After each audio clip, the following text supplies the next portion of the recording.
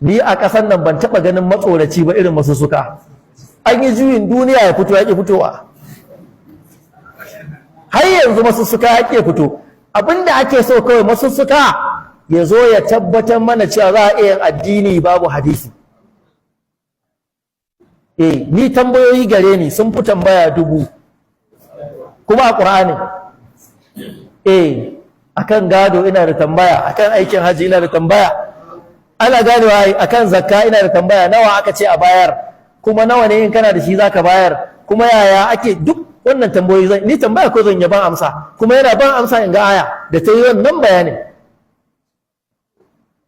Bai yiwuwa a ce a ƙi karɓar tafsirin sahabi kai kuma ƙato zaune a kujera ƙaton banza kai a karɓi maganarka.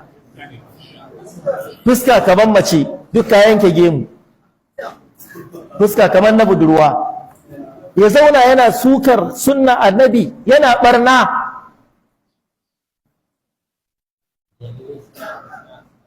Ai biye mashi ake yi, ya zo ya zauna a yi mashi tambaya a ƙur'anin, wallahi sai ya wulakanta, tun da ƙarya yake yi. In dai aka ce ƙur'ani kaɗai za a ɗauka, akwai mutanen da gadansu ba za a taɓa ganin gadansu a ƙur'ani ba, kuma suna cin gado. Wani abin da aka yi magana a kan zakka sanuwa za a fitar, guda nawa za a fitar, kuma nawa ne in kana da ita za a fitar. A ina aka wannan magana a ƙur'ani? Ana zakkar zomo, ina kiwon zomo, ana zakka ko ba dukiya ba ce? Zomo, zakkar kaji ba dukiya ba ce? Abubuwa da yawa bai iya amsawa, ƙarya ce yake yi. Sallar juma'a da aka ce ya aka ce ya yi ta, da Allah ya ce ya dawafi ya za a yi, a sanya kaba hannun hagu haka ko a sanya kaba hannun dama, so nawa za a zagaya, ko in ta yi sai na mutu ko ba haka ba?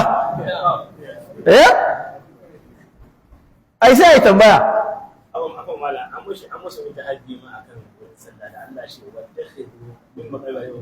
Musalla.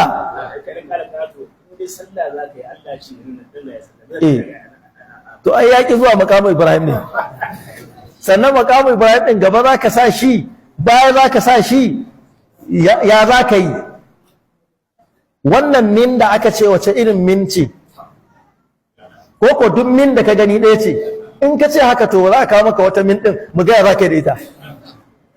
Wallahi ni abin da ke bani mamaki, duk da dai ƙasa ce da ba a girmama